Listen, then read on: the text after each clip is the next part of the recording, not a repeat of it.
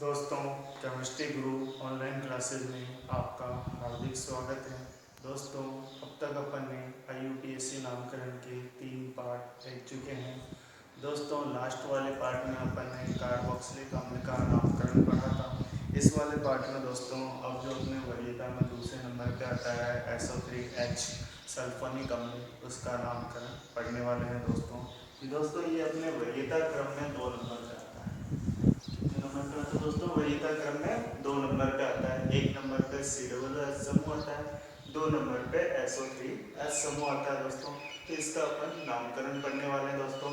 इसके लिए जो अनुलग्न है दोस्तों, अनुलग्न है दोस्तों, उसे बोलते हैं सल्फोनिक अम्ल। सल्फोनिक अम्ल। और जो दोस्तों पूर्व लग्न होता है, पूर्व लग्न होता है, उसे बोलते हैं दोस्तों सल्फो। वो क्या लगता है? सल्फो। अब ऊपर दोस्तों बात कर रहे हैं ये लगेगा कैसे। तो देखो दोस्तों, जैसे कि मैंने लिखा है इसमें एक सिंपल सा उदाहरण ले लेता हूँ, CH3SO3H। इसको बोलते हैं दोस्तों एल्केन और ये है सल्फोनिक अम्ल। तो इसका नाम हो जाएगा दोस्तों एल्केन सल्फोनिक अम्ल। सल्फोनिक अम्ल। इसी तरह से दोस्तों अगर मैंने 2 कार्बन लगा दिए, यानी CH3CH2SO3H, 2 कार्बन है। 2 कार्बन वाले को क्या बोलेंगे दोस्तों? एथेन। 2 कार्बन वाले को क्या बोलेंगे दोस्तों? एथेन। पहले वाले में दोस्तों यहाँ क्या 1 कार्बन है, इसलिए इसका नाम क्या हो जाएगा दोस्तों? मैथेन। मैथेन सल्फोनिक अम्ल। 2 कार्बन है तो एथेन सल्फोनिक अम्ल। 3 कार्बन है तो प्रोपेन सल्फोनिक अम्ल। जैसे मैंने इसको बोल दिया एथेन सल्फोनिक अम्ल। इसी तरह से दोस्तों अगर यदि मैंने 3 कार्बन की चेन बना ली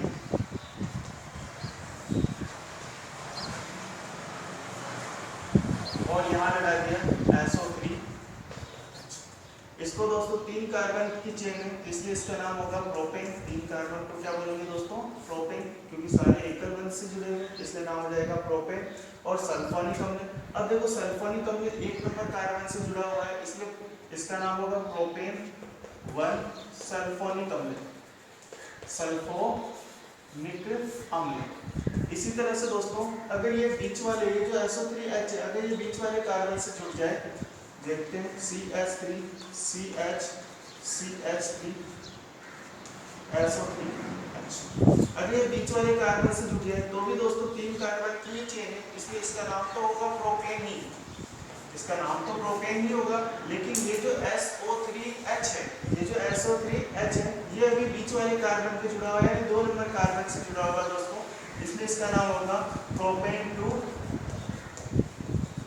सल्फोनिक अम्ल। प्रोपेन 2 सल्फोनिक अम्ल।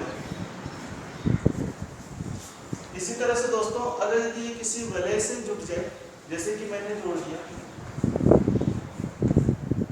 और इसके ऊपर SO3H से जोड़ दी, तो ये जो वलय है ये कौन सा वलय है दोस्तों? एल्केन का, साइक्लो एल्केन वलय है। तो ये 6 कार्बन का है, इसलिए इसका नाम होगा साइक्लोहेक्सेन। क्या नाम होगा दोस्तों? साइक्लोहेक्सेन। इसका नाम हो जाएगा साइक्लोहेक्सेन। और SO3 को क्या बोला था? सल्फोनिक अम्ल। सल्फोनिक अम्ल। लेकिन अगर दोस्तों अगर ये बेंजीन वलय से जुड़ जाए तो भी इसका नाम होगा दोस्तों, इसका नाम पूरे का नाम होगा बेंजीन, और इधर वाले का SO3H का हो जाएगा सल्फोनिक अम्ल। तो इसका नाम हो जाएगा दोस्तों बेंजीन सल्फोनिक अम्ल।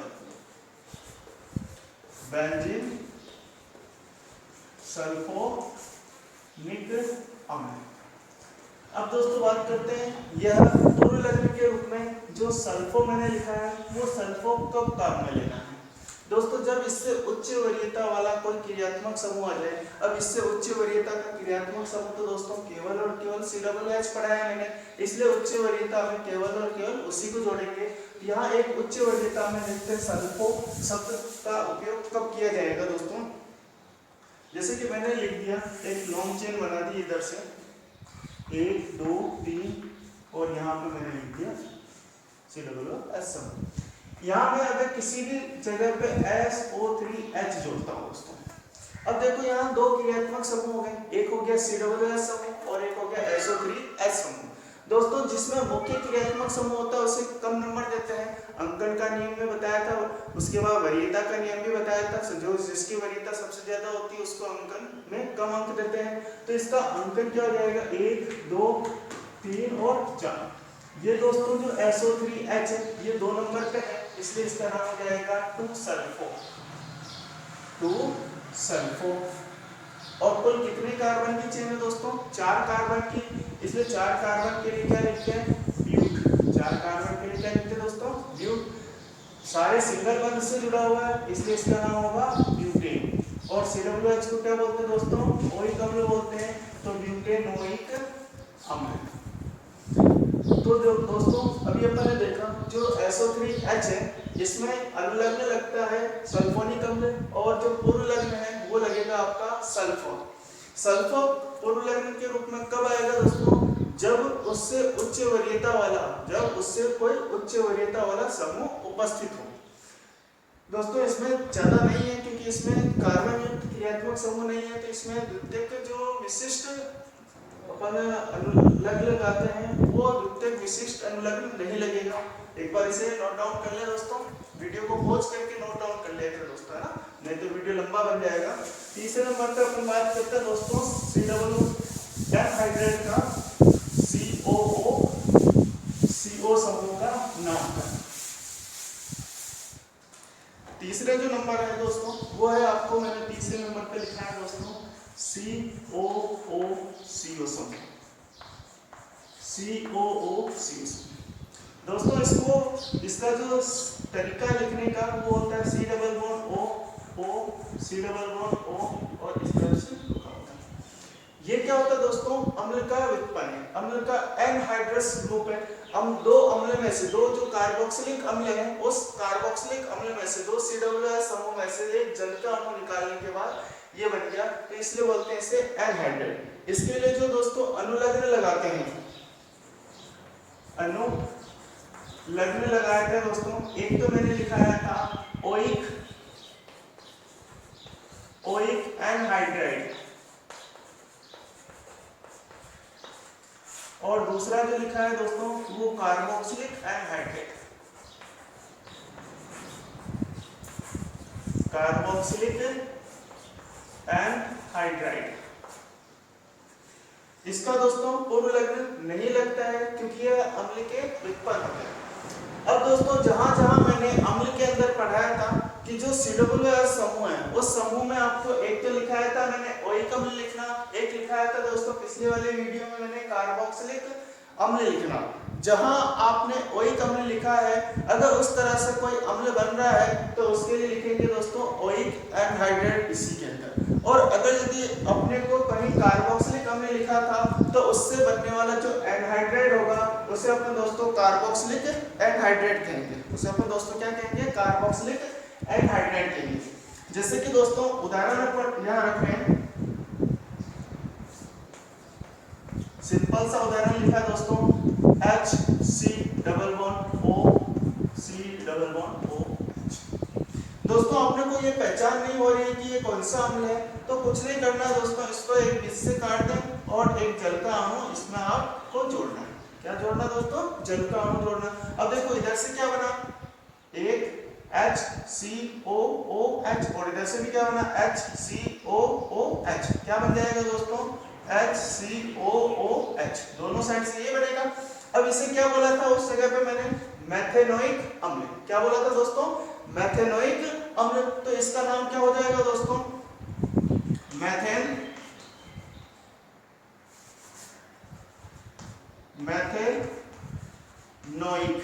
अब देखो दोस्तों जहां आपने इसका नाम लिखा था मैथेनोइक अम्ल, मैथेनोइक अम्ल, तो जो अम्ल लिखा था दोस्तों उस अम्ल वाले स्थान पर क्या जोड़ना है, ओइक तो है ये, देखो पहले लिखा था ओइक अम्ल, अब यहाँ पे क्या लिख रहे हैं ओइक एनहाइड्रेट, मतलब ओइक तो पहले वाला ही आ रहा जैसे आ रहा, लेकिन अम्ल जो लिखा था उस अम्ल के स्थान पे अपने को क्या लिखना दोस्तों, एनहाइड्राइड। देखो यहाँ मेथेनोइक था तो मेथेनोइक के साथ क्या लिख देंगे, एनहाइड्राइड। क्या हो जाएगा दोस्तों इसका नाम, मेथेनोइक एनहाइड्राइड। एक और उदाहरण रख रहा हूं दोस्तों, देखो इसको अच्छे से।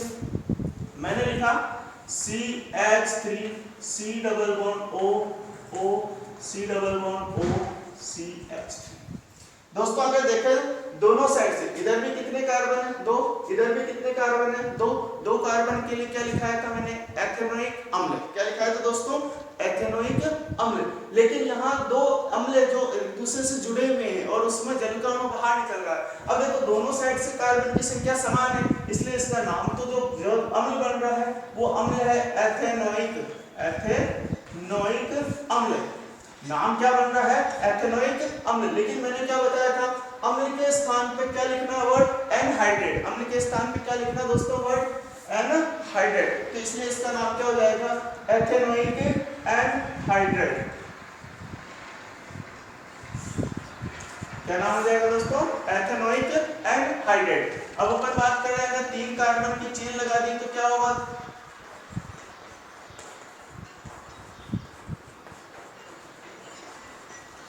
3 कार्बन को क्या लिखाया था दोस्तों, प्रोपेनोइक अम्ल। तो यहाँ भी इसका नाम क्या हो जाएगा, प्रोपेनोइक एनहाइड्रेट। क्या नाम होगा दोस्तों, प्रोपेनोइक एनहाइड्रेट। इसका नाम हो जाएगा प्रोपेनोइक एनहाइड्रेट।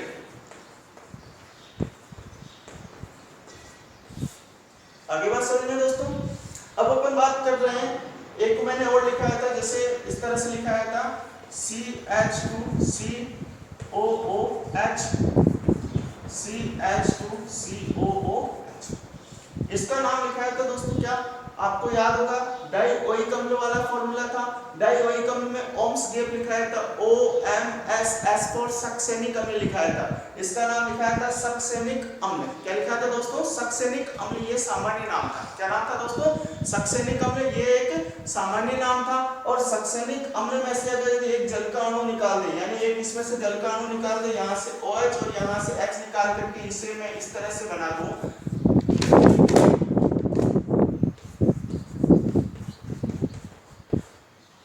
इसका नाम क्या था दोस्तों, सक्सेनिक अम्ल। सक्सेनिक अम्ल ये दोस्तों सामान्य नाम था। देखिए IUPAC में नाम क्या लिखाया था, ब्यूटेन। क्या लिखाया था, ब्यूटेन डाइओइक अम्ल। क्या लिखाया था, ब्यूटेन डाइओइक अम्ल। IUPAC नाम क्या था दोस्तों, ब्यूटेन डाइओइक अम्ल। अब देखो दोस्तों ये सक्सेनिक अम्ल था।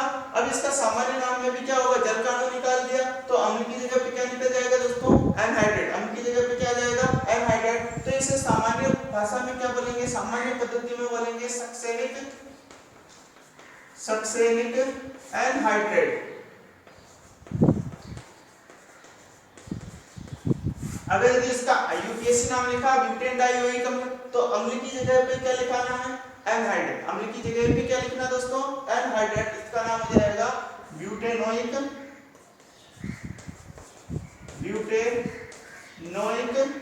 एनहाइड्रेट। ब्यूटेनोइक इसका नाम हो जाएगा दोस्तों, डाई शब्द लगा हुआ ब्यूटेन डाइओइक। इसका नाम तो पूरे लिखना, ब्यूटेन डाइओइक एनहाइड्रेट। हाइड्रेट। मैंने क्या बताया दोस्तों, जहां अम्ल शब्द आ रहा है अम्ल को ही चेंज करना है, अम्ल के स्थान पर क्या लिखना है, एनहाइड्रेट। इसके अलावा नो चेंज, कोई चेंज नहीं करना। कब, जब इस दोनों इस साइड में दोनों जगह पे, जैसे ये ऑक्सीजन जो बीच में जुड़ा हुआ है इसके दोनों साइड में अगर यदि सेम कार्बन समूह जुड़े हुए हैं, सेम जुड़े हुए हैं, तो उस स्थिति में आपको कुछ नहीं करना दोस्तों। जो अम्ल है अम्ल वाले स्थान पर एनहाइड्रेट शब्द को जोड़ना है। अम्ल वाले स्थान पे क्या जोड़ना दोस्तों, एनहाइड्रेट शब्द को जोड़ना है। अब अपन बात कर रहे हैं वह एनहाइड्रेट जो 2 या 2 से अधिक प्रकार के अम्लों से बना हुआ है, जो 2 या 2 से अधिक प्रकार के अम्लों से मिलकर के बना हुआ दोस्तों। तो इसका एक उदाहरण है बिल्कुल सिंपल सा, वही अपन कार्बन की संख्या 1 से ही स्टार्ट करेंगे यहाँ पर भी दोस्तों कि कार्बन 1 हो। तो देखिए दोस्तों, मैंने एक साइड से लिख दिया क्या, H C double bond O O C double bond O और CH3। दोस्तों एक साइड में कितने कार्बन है, 1, और दूसरे साइड में कितने कार्बन है, 2। एक साइड में 1 कार्बन है, 1 कार्बन से बनेगा क्या, मैथेनोइक अम्ल, और दूसरे साइड में कितने कार्बन है, तो 2 कार्बन है, 2 कार्बन से क्या बनता है दोस्तों, एथेनोइक अम्ल। इस साइड से बनेगा 2 कार्बन का एथेनोइक अम्ल, इस साइड से बनेगा 1 कार्बन का मैथेनोइक अम्ल। अब बताओ एथेनोइक में क्या आता है, E, और मैथेनोइक में क्या आता है, M। तो अंग्रेजी वर्णमाला में E पहले आता है, M ऑब्वियसली E पहले आता है, तो इसका नाम होगा एथेनोइक, मैथेनोइक, और बाद में तो आपको एनहाइड्रेट जोड़ना, तो इसका नाम होगा दोस्तों ethanoic, ethanoic, methanoic, ethanoic, methanoic, anhydride, anhydride. आगे दोस्तों अब अपन बात करते हैं क्या और उदाहरण है, तो देखो दोस्तों CH3 CH2 C double bond O, एक साइड से मैंने जोड़ दिया क्या, 3 कार्बन, और एक साइड से जोड़ दिया 2 कार्बन। 3 कार्बन को प्रोपेनोइक अम्ल बोलते हैं, 2 कार्बन को एथेनोइक बोलते हैं। अब आपको पता ही होगा E पहले आता है, P बाद में आता है, तो इसका नाम क्या होगा दोस्तों, 2 कार्बन के लिए एथेनोइक अम्ल, एथेनोइक। 3 कार्बन का क्या होता है, प्रोपेनोइक अम्ल, तो हो जाएगा प्रोपेनोइक, और अम्ल के स्थान पे क्या जोड़ना है, एनहाइड्रेट। अम्ल के स्थान पे क्या जोड़ना दोस्तों, एनहाइड्रेट। अम्ल के स्थान पे क्या जोड़ना दोस्तों, एनहाइड्रेट। और देखिए दोस्तों और क्या होता है, अगर यदि मैं बेंजीन वलय जोड़ दूं, आपने थैलिक एसिड का नाम सुना ही होगा, इसे बोलते हैं दोस्तों थैलिक अम्ल। क्या होता है दोस्तों, थैलिक अम्ल। अगर यदि इसमें से भी मैं क्या करूं, एक जल का अणु बाहर निकाल करके इसको कुछ इस तरह से लिख दिया जाए,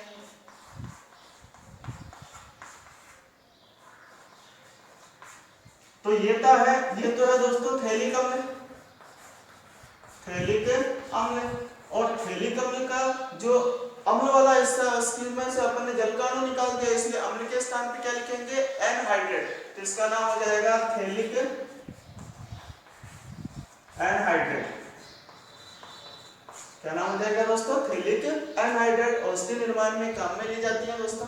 अब अपन बात करते हैं कि कार्बोक्सिलिक एनहाइड्रेट कब काम में लेना है दोस्तों।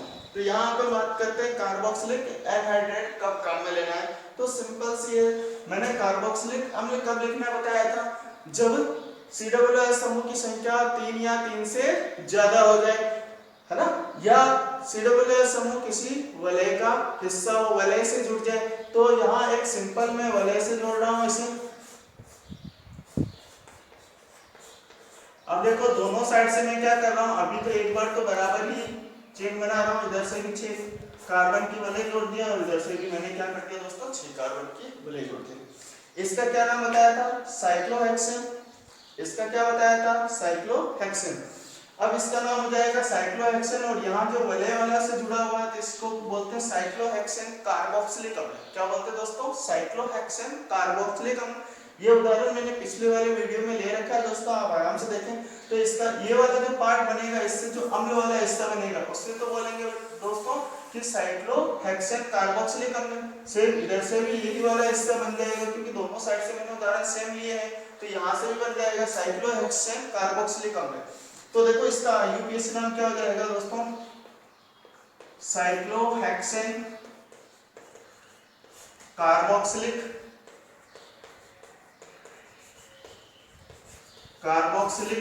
और अम्ल के स्थान पे क्या बता रखा, अपने को एनहाइड्रेट शब्द जोड़ना। अम्ल के स्थान पे क्या जोड़ना है, एनहाइड्रेट शब्द जोड़ना दोस्तों, साइक्लोहेक्सेन कार्बोक्सिलिक एनहाइड्रेट।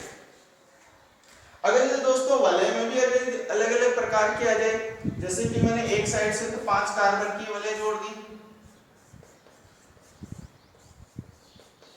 और एक साइड से मैंने 4 कार्बन की वलय जोड़ दी। 5 कार्बन को क्या बोलेंगे? साइक्लोहेक्सेन साइक्लोपेंटेन कार्बोक्सिलिक अम्ल। 4 कार्बन को क्या बोलेंगे? साइक्लोब्यूटेन कार्बोक्सिलिक अम्ल। अब ऐसी स्थिति में क्या नाम हो जाएगा? दोनों साइड से देखो, दोनों साइड के लिए मैंने क्या किया, दोनों अम्ल को अंग्रेजी वर्णमाला के हिसाब से लिखना है। अब देखो साइक्लो दोनों में कॉमन है तो दोनों का कोई मीनिंग नहीं निकला, लेकिन पेंटेन में पी बाद में आता है और साइक्लोब्यूटेन में बी पहले आता है, तो इसका नाम हो जाएगा दोस्तों साइक्लोब्यूटेन। साइक्लोब्यूटेन कार्बोक्सिलिक अम्ल। साइक्लोब्यूटेन कार्बोक्सिलिक, और इधर से क्या आएगा? साइक्लोपेंटेन। Cyclopentane carboxylic.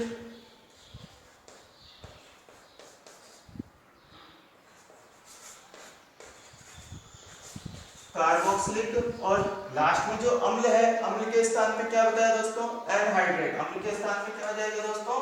एनहाइड्रेट। अब अपन बात करते हैं दोस्तों इसके बाद में जो समूह है, एक बार आप इसे नोट डाउन करें दोस्तों, तब तक अपन लिखते हैं ना।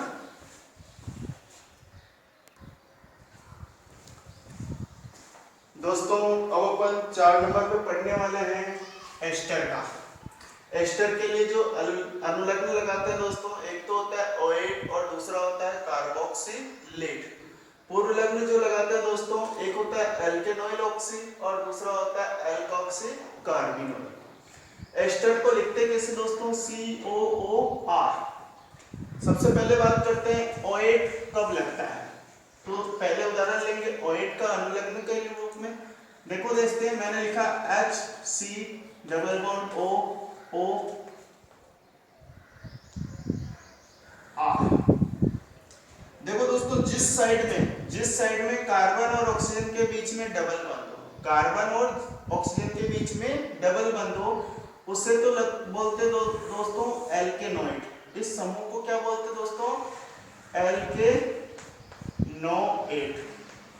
इस समूह को क्या बोलते दोस्तों? एल्केनोइड। और जिस साइड में R समूह जुड़ा हुआ है जो कि ऑक्सीजन से अटैच है दोस्तों, इसे बोलते हैं एल्किल। इसे क्या बोलते हैं दोस्तों? एल्किल समूह। यानी कि जो C double bond O CO समूह है उसे तो बोलते हैं एल्केनोइड, मतलब इस साइड में जितने भी कार्बन है उतने कार्बन का क्या जाएगा? एल्केनोइड। और जो ऑक्सीजन से कनेक्ट है कार्बन वाला हिस्सा, उसे क्या बोलते हैं? एल्किल। इस एस्टर के 2 भाग होते हैं बेटा, दोनों तरफ दोस्तों, दोनों तरफ कार्बन की चेन होती है। जैसे कि मैंने सिंपल एक उदाहरण लिखा, HC डबल बॉन्ड OOCH। दोस्तों इसको तो बोलेंगे एल्किल समूह। अब एल्किल समूह में कितने कार्बन है? एक कार्बन है। कितना कार्बन हुआ? एक कार्बन हुआ। एक कार्बन के लिए क्या लगाते हैं दोस्तों? मैथिल। क्या लगाते हैं? मैथिल। एक कार्बन के लिए लिखते हैं मैथिल। और जो C डबल बॉन्ड O के साथ जो समूह जुड़ा होता है उसके लिए क्या लगाते हैं? एल्केनोइड। अब इस साइड में कितने कार्बन है? एक कार्बन है। एक कार्बन के लिए आ जाएगा मैथेनोइड।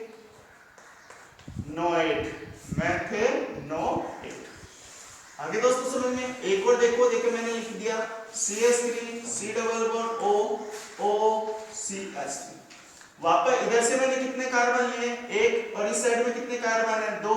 लेकिन जो 2 कार्बन है वो एल्केनोइड वाला हिस्सा है और जो एक कार्बन है वो एल्किल है, तो इसका नाम हो जाएगा दोस्तों एथेनोइड। अब आप बोलोगे कि सर मैथिल समूह बाद में आना चाहिए, लेकिन ऐसा नहीं है दोस्तों। जो कार्बन जो या एल्किल समूह ऑक्सीजन के साथ जुड़ा हुआ है उसको पहले लिखते हैं, और जो C डबल बॉन्ड O के साथ जो भी समूह आ रहा है कार्बन की संख्या, वो सारे के सारे एल्केनोइड यानी बाद में लिखते हैं। अपन को यही मानते हैं कि ये एस्टर है और इसका जो एल्किल समूह है, जो हाइड्रोजन था अम्ल में, उसकी जगह पे एल्किल समूह लगा दिया गया है। और उदाहरण देखिए दोस्तों, मैंने लिख दिया HC डबल बॉन्ड OOC2H5। कुछ नहीं किया दोस्तों, जो ऑक्सीजन के साथ में पहले एक कार्बन था उसकी जगह मैंने 2 कार्बन लगा दिया, और जहां जो एल्केनोइड वाला पार्ट था, जो CO पार्ट समूह वाला था, जो अपने मुख्य श्रृंखला में आ रही थी, उसकी जगह पे मैंने एक कार्बन का चेन सेलेक्ट कर लिया दोस्तों, तो इसका नाम हो जाएगा एथिल और इसका नाम हो जाएगा मेथेनोएट। तो इसका नाम हो जाएगा दोस्तों एथिल मैथेनोएट, एथिल मैथेनोएट। ओके दोस्तों समझ में। अब अपन बात कर रहे हैं और क्या क्या उदाहरण है। तो देखो दोस्तों इसी तरह से और लॉन्ग चेन हो सकती है, जैसे मैंने लिख दिया CH3 C double bond O O C2H5। इसका नाम इधर भी दो कार्बन है, इधर भी दो कार्बन है, तो इसका इधर वाले का जो दो कार्बन है इसका तो बन जाएगा एथिल, और ये जो दो कार्बन है इसका बन जाएगा एथिल एथेनोएट, एथिल एथेनोएट। और दोस्तों बात करते हैं, जैसे मैंने लिख दिया CH3 CH2 C double bond O O C double bond O CH2 CH2O। एक साइड में मैंने 3 कार्बन जोड़ दिया, एक साइड में 2 कार्बन जोड़ दिया, तो इस 3 कार्बन वाले का क्या आ जाएगा दोस्तों प्रोपिल, प्रोपिल, और 2 कार्बन का क्या होता है एथेनोएट, तो प्रोपिल एथेनोएट, प्रोपिल एथेनोएट। अब और बात करते हैं दोस्तों, ये तो था कब, जब आपने O8 काम में लिया। O8 जब आपने कार्बोक्सिलिक अम्ल जो आपने COOH समूह पढ़ा था दोस्तों, उसमें जहां ओइक अम्ल काम में लिया था, ओइक अम्ल को ही O8 बनाया, ओइक अम्ल को भी क्या बनाया O8 बनाया।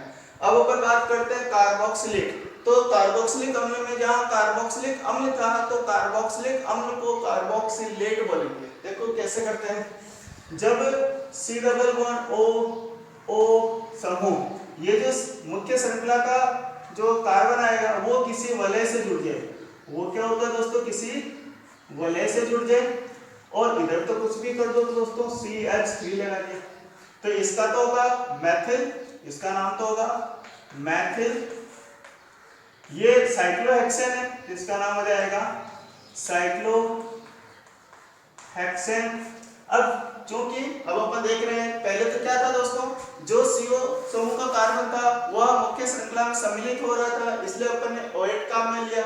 लेकिन इसमें CO समूह का जो कार्बन है वो मुख्य श्रृंखला में सम्मिलित नहीं हो सकता है, इसलिए जब नहीं हो सकता है तो अपने को कार्बोक्सिलेट शब्द काम में लेना है।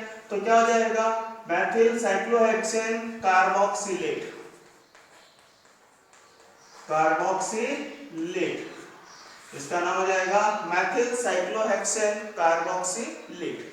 इसी तरह से दोस्तों अगर यदि मैंने दोनों साइड से, अगर मैंने दोनों साइड से ऐसा ही समूह ऐड कर दिया,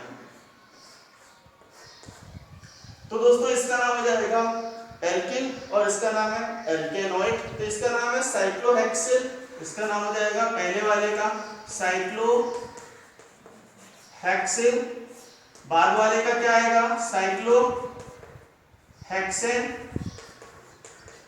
साइक्लोहेक्सेन। और इस पूरे का क्या लिखेंगे, क्योंकि ये कार्बन जो है CO समूह का वो मुख्य श्रृंखला का हिस्सा नहीं है, इसलिए इसका नाम होगा कार्बोक्सिलेट, इसलिए इसका नाम होगा कार्बोक्सिलेट,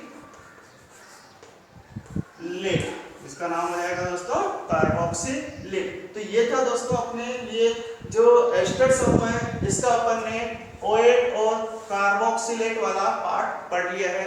अब अपन बात करते हैं पूर्व लग्न कब लगाना है। तो पूर्व लग्न के लिए दोस्तों टर्म्स बताई थी मैंने, क्या कि जब कोई अपने पास उच्च वरीयता युक्त क्रियात्मक समूह हो जाए तो अपने को यही समूह क्या होगा दोस्तों पूर्व लग्न के रूप में यानी प्रतिस्थापित समूह के रूप में आ जाएगा। फिलहाल अपन देख रहे हैं इसका पूर्व लग्न क्या आएगा दोस्तों, एक बार आप वीडियो को पॉज करके इसको लिख सकते हैं।